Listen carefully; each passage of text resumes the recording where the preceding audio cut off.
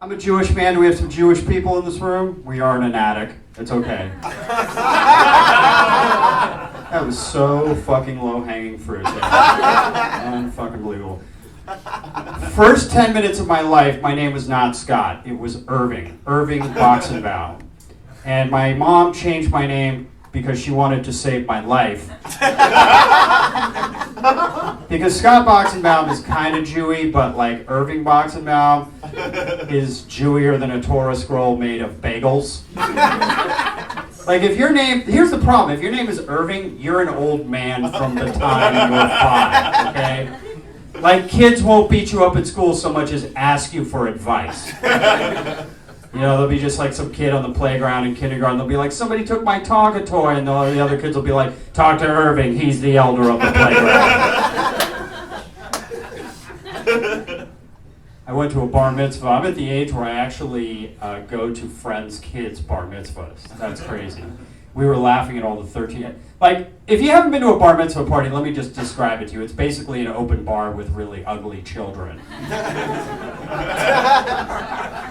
Just 13-year-old boys are just assholes with bad posture, and I love to laugh at them. And we were just cracking up at them, and then somebody was like, what were you like as a 13-year-old? And then it got sad, because here's what I was like. I kid you not, I was 30 pounds overweight. I had glasses with Coke bottle lenses so thick they used to pop out when the sun got hot.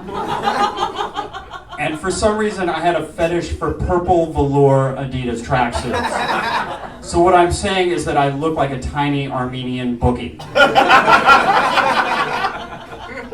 You know you're fucking awesome when you go to a Harlem Globetrotters game for your 13th birthday and the Washington Generals stop the game to make fun of you. I don't know if you know about the Washington, it's their job to lose every game for the Harlem Globetrotters. Like, just put this in further perspective, a Washington Generals team emblem is a Washington General being dunked on by a Harlem Globetrotter. My dad is 85 years old. He had me in his 40s. He's the oldest man alive next to me, all right? He's my grandfather, basically. Like, he's basically a grandfather. He likes driving really slow and pea soup and casual racism. Sometimes he's casually racist while driving really slowly, which makes me feel really awkward and late to the airport. He'll just be like going on and on about how New York was better before black people were, and I'm like, I'm never going to find that out because I'm late to my flight to JFK. Thank you very much. I don't want to make fun of homeless people. I don't think it's cool to punch down, but I'm going to make an exception to that one rule. Because there's a homeless guy outside my 7-Eleven who listens to Rush Limbaugh on his portable radio. You believe what you want to believe. This is America, but really, does it make sense to be a right-wing Republican hobo? It's like being a vegan and working for Monsanto. Being like a kid who works in a factory in Mumbai and like buying Air Jordans. It makes no sense. The guy, I could not believe the nerve of this guy. Okay, like I come out of the 7-Eleven, he's like, hey man, you got $5? I'm like, no. Because you're just going to spend the money on Ayn Rand's The Fountainhead. Fucking asshole.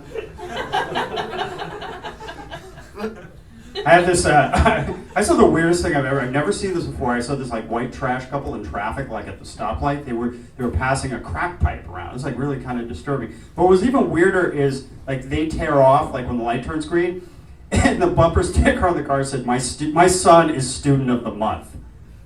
And I'm glad that like you're a drug addict, but you're also a good parent. It's like we spent 8 hours today looking for a crack rock in the rug, but don't worry about it because Bobby's killing it in algebra. Maybe not the strongest joke. We could do better than that. I'm in my 40s, and I have to admit I don't mind doing this, but I don't date age appropriately. I date someone is in the audience laughing at me, and they have a right to. I date women in their 20s, which is weird, and it's weird because I don't have the energy to keep up with them. Like, they all want to go to, like, late-night parties and bars and go see bands, and I just want to eat. Like, I could find food anywhere. I kid you not, a 26-year-old girl took me to a Deadmau5 concert. I found a table, a chair, and pizza.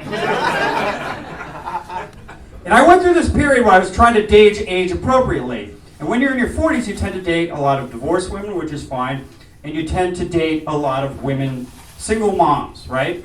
And if you're a single mom, that's cool, no problem. Everybody makes a mistake, okay? I was gonna gnaw on that part of the joke. But I guess the point I'm making is that, like, I hang around a lot of people in their 20s, and they were giving me shit about dating single moms, like stupid stuff. Like, this one guy came up to me, he's like, why are you dating single moms? Aren't their vaginas weird from having kids? And I'm like, first of all, gross.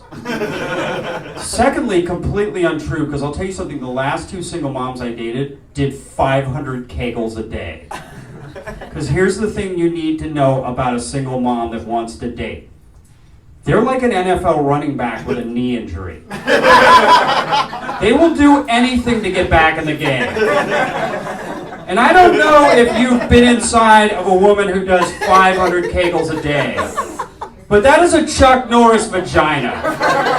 That vagina will break your dick in 2, then go back to Vietnam and bring back the POWs. All right, you guys are fantastic. Give it up for the show and everything else. Let's stop Boxenbaum.